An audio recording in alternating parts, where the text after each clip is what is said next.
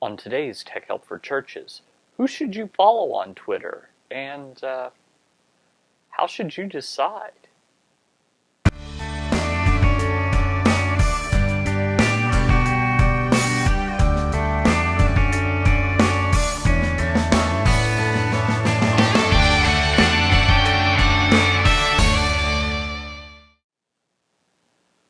Hi again, and welcome to Tech Help for Churches. This is the show where every week we discuss how to use the web, social media, new media, etc. for your church.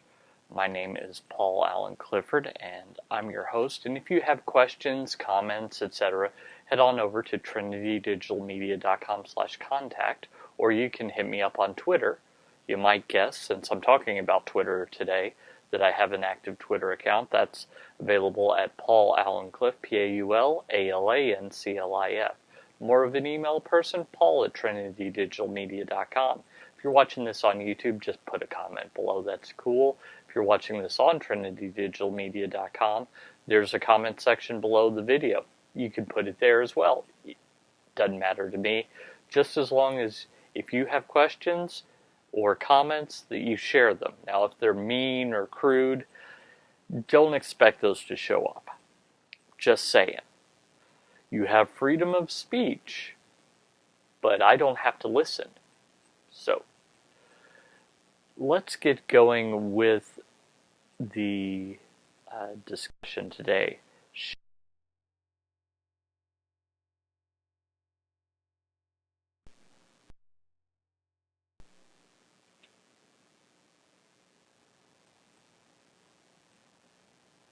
Well, there we go.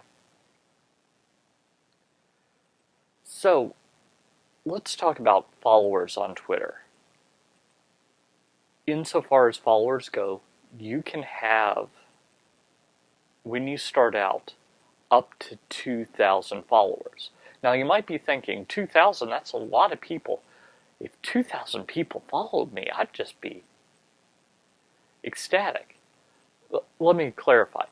You can follow 2,000 people. Now, when you first get started and you've got 2 people following you, 2,000 feels like a bazillion people. I'll never have 2,000 people that I follow. But everyone that you follow, what you want to do is you want to consider it like a large room with exactly 2,000 chairs. In that large room, this is your community that you're going to interact with. So, for every person you follow or you follow back, it's like giving them a special ticket to that room filled with 2,000 chairs. You only have 2,000 chairs, so every person that you give a ticket to, there is someone else that you're not giving a ticket to. So there's a cost to it. You have a finite amount of people that you can follow in the beginning. So that's lesson number 1. Now, think of all the people on Twitter as divided into 5 distinct groups.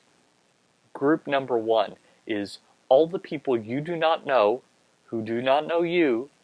Maybe you have no ill will, no ill feelings to them whatsoever.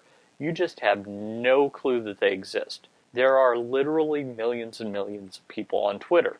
So the vast majority of people on Twitter will fall into this category. Millions and millions of people that you will never interact with, that you don't know. If they walked by you on the street, you wouldn't know they were on Twitter. That's just it. That's all there is to it.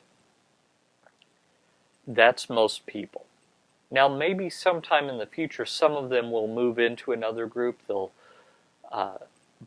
right now, you don't even know they exist. You know theoretically that they exist, but you don't know specifically, talking about them as an individual, that they exist. Group number 2. These are the people that you know they exist and you wish that they would just leave you alone. Maybe they're spammers.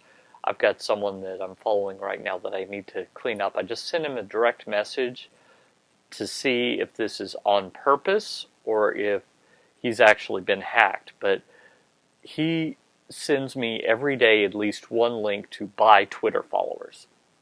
I don't do that. I think buying Twitter followers is idiotic.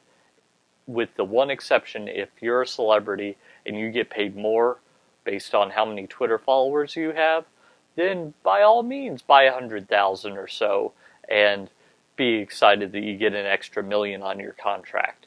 That's fine for you, but I'm not a celebrity and I'm not going to be in a movie where they're going to pay me based on Twitter followers. So I'm not going to buy any. So please quit sending me invitations to buy them. So that's where this person fits in. This is a spammer. There are also people that are cruel.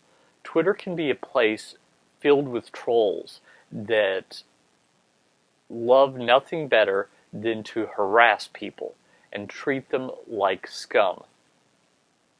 I'm sorry that these people existed. I wish they didn't. I wish they would get a clue and not be so mean. But they exist, and so as a result, we just have to deal with them. So that's group number 2. These are the people that, while they exist, you wish they didn't, and you wish that they would just leave you alone. Group number 3, you have no feelings one way or the other. You neither want to follow them, nor don't want to follow them. If they follow you, fine. If they don't, fine. While in the second group, maybe these are people that they follow you and they find you interesting, but their response to everything is, come see my porn pictures. You don't want to see them? Group number 3, they might talk about things that you really don't care about. Maybe they say, hey, had a ham sandwich for lunch. Planning on taking a shower later. Pretty boring stuff. You really don't care. But you don't feel badly towards them. You just don't so much care. So that's group 3. So if group 1 is people you have no clue about, group 2 is people you know about but wish you didn't, group 3 is people that you know about and you could go either way. Group 4 is people that you know and you want to follow.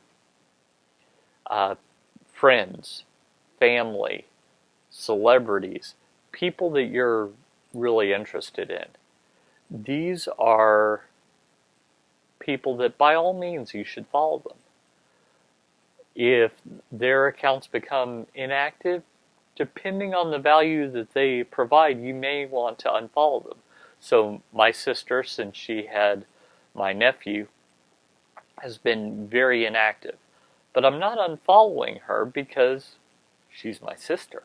Should she become active again, I want to know about it. My wife, same thing. She's been on and off on Twitter. But I'm not going to unfollow her because if she becomes active, I want to know about it. But the guy that's sometimes funny, sorry. While I'm interested in you, you're a group 4 person. If you quit following me, then I'm going to quit following you. If you become inactive for a month, I'm going to unfollow you. There are other seats in my large networking gathering, that is Twitter, that, there are other people that could fill your seat. That's the way I think of it. Okay, now finally, there's one other group, and these are the people that you aspire to have follow you.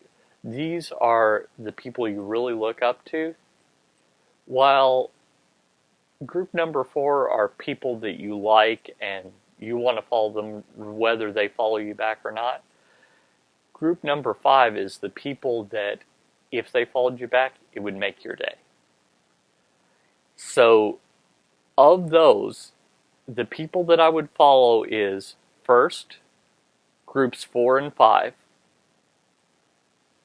4 and 5. Fill the seats in your Twitter with those.